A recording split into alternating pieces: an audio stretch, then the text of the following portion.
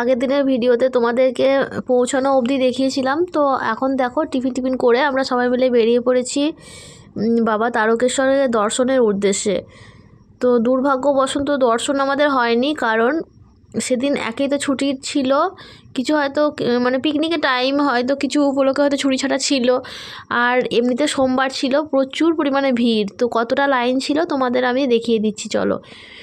আর এখন দেখো সবাই মিলে যাচ্ছি, আগে আগে যাচ্ছে আমার মেয়ের একজন টিচার মানে ম্যাম, আর একজন টিচারের ওয়াইফ মানে যিনি আমাদেরকে নিয়ে গেছেন তার ওনার ওয়াইফ, আর আমরা 3 মা মেয়ে আছি। আর আগে ছাত্রছাত্রীরা চলে গেছে, তো ওরা অনেকটা আগেই পৌঁছে গেছে আর আমরা ওদের পিছনেই যাচ্ছি। আর যেতে যেতে তোমাদের সাথে দুপাশারি যে দোকানগুলো পড়লো সেগুলোই শেয়ার করছি। মানে এখানে এসে তোমাদের কোনো প্রবলেম হবে না, তোমরা যে ধরনের জিনিস নিতে চাইবে বা যে ধরনের জিনিসে তোমাদের সাধারণত প্রয়োজন হতে পারে পুজো দেওয়ার জন্যে বা কিছু, সমস্ত কিছুই তোমরা এখান থেকে পেয়ে যাবে। আর আগে জানতাম যে হস্তশিল্প শুধুমাত্র বোলপুরেই বিখ্যাত, কিন্তু এখন দেখলাম যে না, এখানকার যে হস্তশিল্পের সম্ভার সেটা কিন্তু প্রচুর। তোমরা যে ধরনের যে রকম রেঞ্জের জিনিস চাইবে সব ধরনের জিনিস কিন্তু এখানে আছে। আর এটা হলো স্নানের ঘাট, মানে স্নানের ঘাটের সামনে আমরা দাঁড়িয়েছিলাম। তো এখন যাব না, তো সব কিছু ঘুরে টুরে এসে তারপরে খাওয়া দাওয়া করে নিয়ে তারপরে আমরা স্নানের ঘাটে যাব, তো সেটাও তোমাদের সাথে শেয়ার করব। আর এই দেখো এটা একটা হোটেল, আর সবচেয়ে বড় কথা এখানকার সব কিছু তোমার সাধ্যের দামের মধ্যেই পেয়ে যাবে। খাবার দাবার বলো, জিনিসপত্র বলো, খুব একটা যে বেশি দাম নেয় তা কিন্তু নয়।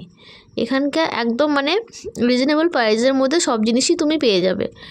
তো জায়গাটা তো সত্যি আমার খুব সুন্দর লেগেছে। আর তোমরা তো আমার পুরো ভিডিওটা দেখবে, দেখে বলবে তোমরা অবশ্যই কমেন্টে যে তোমাদের কেমন লাগলো। আমার সত্যি খুব সুন্দর লেগেছে। তো আমি কিছু কিছু টুকটাক জিনিসপত্র কেনাকাটা করেছি, তো সেগুলো যেহেতু আমি সন্ধ্যের দিকে কেনাকাটাটা করেছিলাম, তো আর তোমাদের সাথে সেভাবে শেয়ার করে ওঠা হয়নি সেটা। আর কি বলো তো, একা একা এলে সেরকমভাবে ক্যামেরা করা যায়, কিন্তু সবার সাথে এলে বা সবার সাথে কোনো দোকানপাট ঘুরলে বা বিশেষ করে সাথে হাজব্যান্ড থাকলে পরে সবসময় হয়তো ক্যামেরাটা করা হয়ে ওঠে না।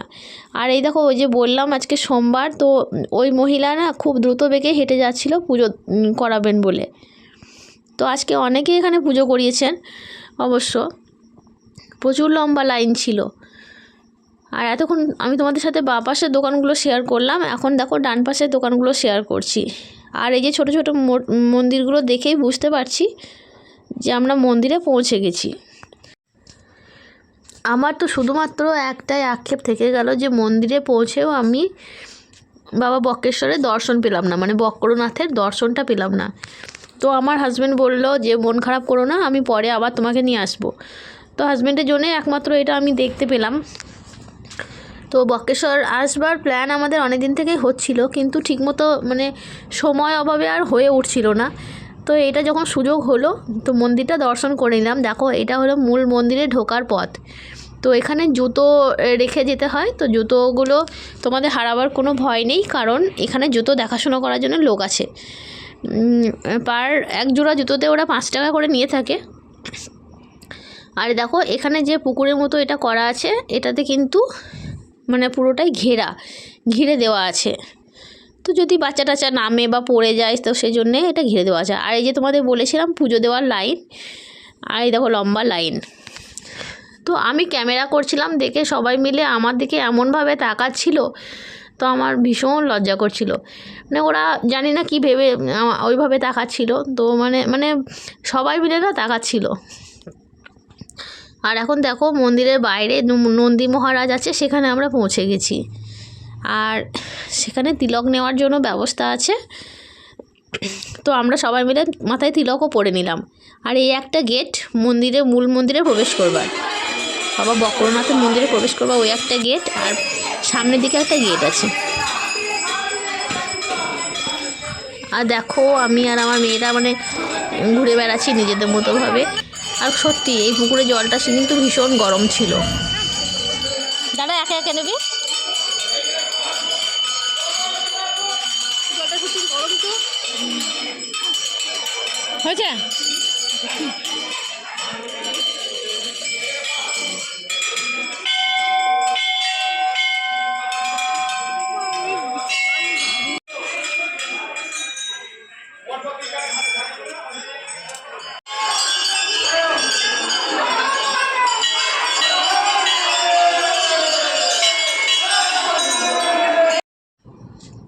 এখন দেখো দর্শন করে আমরা মন্দিরের বাইরের দিকে চলে এলাম। এটা হলো মন্দিরের বাইরের দিকের গেট।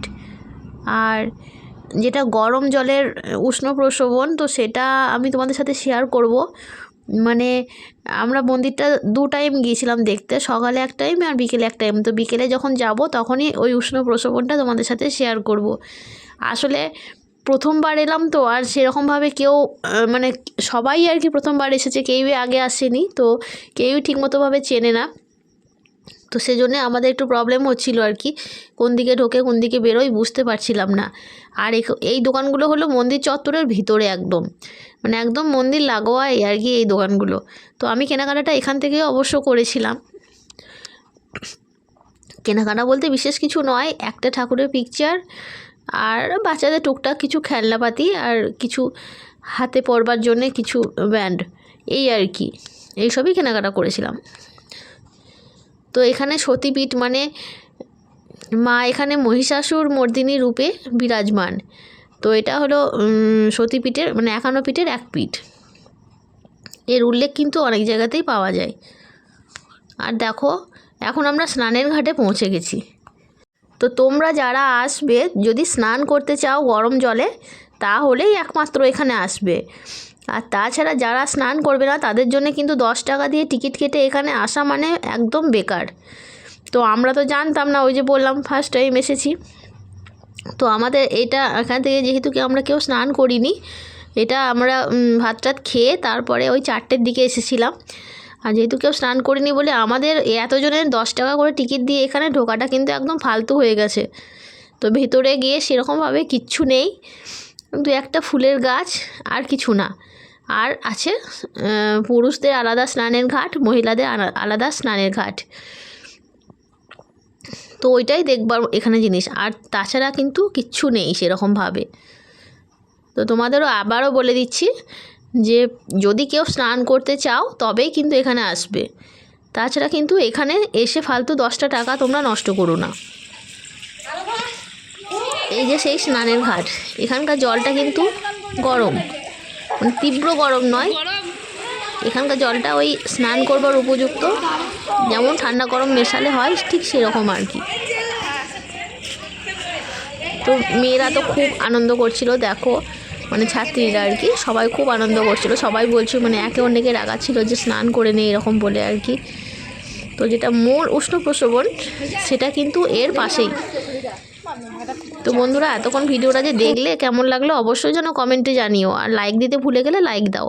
তো দেখো এখানকার জলটা যে ফুটছে, ধোঁয়া উঠছে, তোমরা নিশ্চয়ই বুঝতে পারছো।